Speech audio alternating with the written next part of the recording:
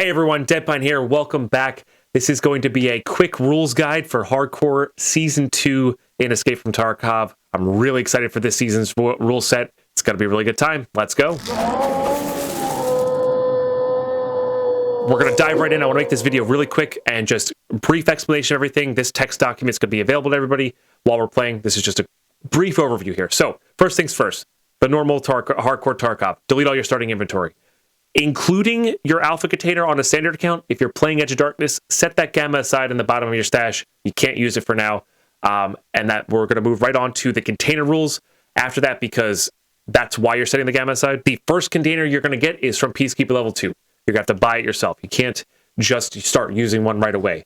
And then the only rule with the pouch container is you can only put stuff in there from your hideout. That's it. That's the only rule. You just can't loot into there. You can put anything you want in there. No specifics per container level. Very straightforward, this wipe. It's going to be only stuff from the hideout. So meds, money for car extract, keys, extra ammo if you want, mags, all that stuff. All that's good to go just from your hideout. No looting in raid. So if you want that SAN 222 key, or that Eastwing 222 key, you got to make it out of the raid before you can start using it and have it be safe. So I think it adds a fun dynamic, as well as not being able to get to that pouch container right away, but having to wait until level 10 essentially. So I think it's gonna be really fun. That's one of two major changes we have this wipe. Looking forward to see how that plays out. No scav runs, pretty straightforward. Same rules last time. Scav case in the hideout unlocks that. I really liked that. It was fun. It was good. It felt balanced. It felt good. It felt like we still unlocked something important, but it wasn't crazy like game breaking. Like it didn't break the game after. No insurance until Intel level 3 or library. We just added the library on top of that. Pretty straightforward there. Insurance is very powerful, especially in hardcore when you need your stuff back. Okay, this is a new one. Not a big one, but a new one. No repairing, guns or armor. Gun repair doesn't come up that often, but until you get that workbench level 3 and ragman level 2. So the idea is that you need the place to work, the person to give you the info on how to do it. So that'll unlock the repairs for us. And like I said, I'm trying to keep this super straightforward and quick. All right, moving right along here to rule number 6, no purchasing from dealers and no flea market. So no flea market means no flea market ever. You can't buy, you can't sell in there. Pretty straightforward. No purchasing from dealers means you can still sell to dealers, but you cannot purchase anything from them from rubles, for rubles or dollars or euros. So a couple exceptions down below here. The barter trades are going to become available after Intel level 1. Flavor there being you need to get the radio to contact them. It's also just gates a little bit, so you don't have as much early game spam trades or painkiller trades or whatever, what have you. And it's also just one of those it's an early game win, right? Something to work towards to early game. Gives us a reason to want to get to Intel level 1, except for just to upgrade our hideout. And kind of keeping that theme of like getting more incremental level ups, as opposed to last wipe we had it basically be we were building hideout, and then one after another, boom, boom, boom. We got a bunch of our unlocks and gates done. This one I wanted to be a little bit more incremental. Some early game wins, some mid game wins, some late game wins. So that's what the goal of this, the Intel level 1, is there. Pretty self-explanatory. Not going to be too hard to get to. It's going to be annoying to get to, but not too hard to get to. I don't think it'll take too long. So, okay, specialty items. You've always been able to buy Wi-Fi, cameras, multi-tools, all that kind of stuff for task completion, hideout building. They're just hard to find in raid. There's a few spots for them, but it's too annoying and it would warp the gameplay too much. So you can always buy the specialty items whenever.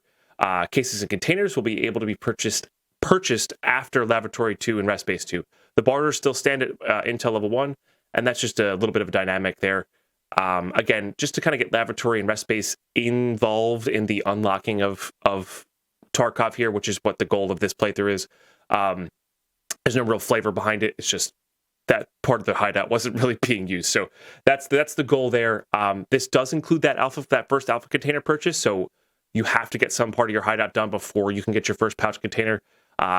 And we'll see how that plays out. I think it's going to be fun playing without the pouch container for a little while, personally. But yeah, and then afterwards, when you start getting into the mid to late game of this, you really got to hoard everything. So being able to purchase those extra scav cases, being able to purchase those extra item cases, eye cases, for even just weapon parts or armor, because you got to hoard everything. You can't relinquish anything from your stash. So being able to purchase those is kind of important for the longer gameplay, not just the hideout building version of this hardcore playthrough. So I wanted to have them available, but I wanted them to be like a level up, a win, some sort of mid-tier gate.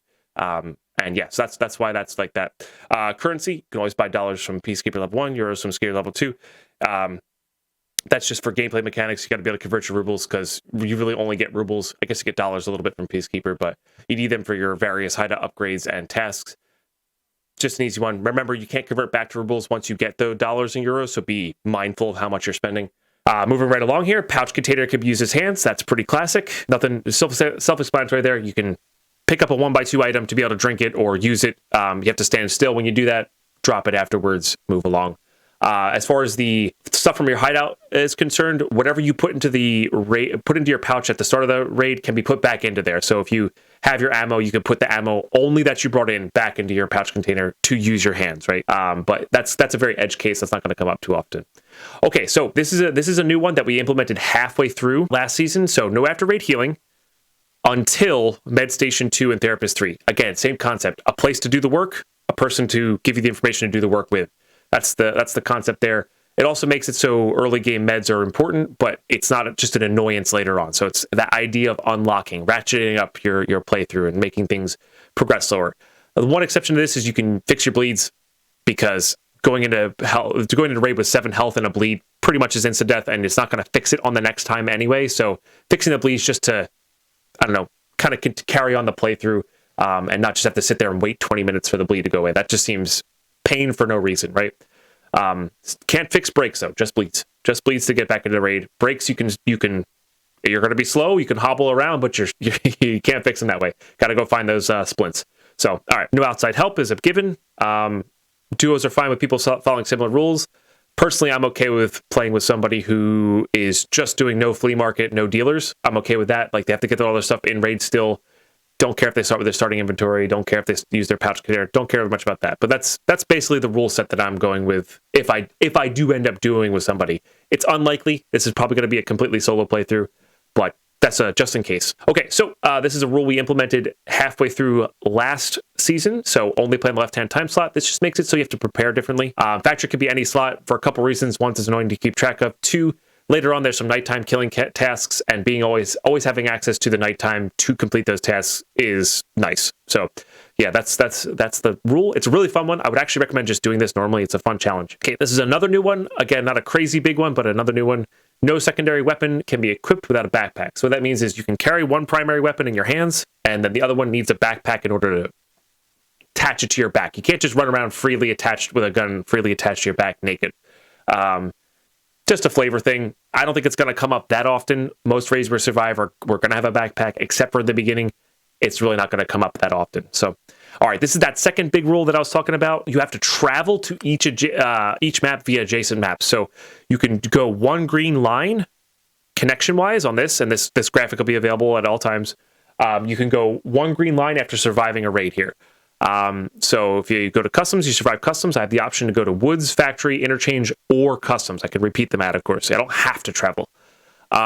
If I died on customs, I'd have to go back to customs until I survived a raid. That's what the surviving means. And for the one exception here is the lab. If you die on lab, you go back to the map that you got to the lab from. So if I went to the lab from interchange, I have to go back to interchange. If I have another key card, I have to repeat the lab until I'm out of key cards. But yeah, until then you just go back to the map that you went to the lab with.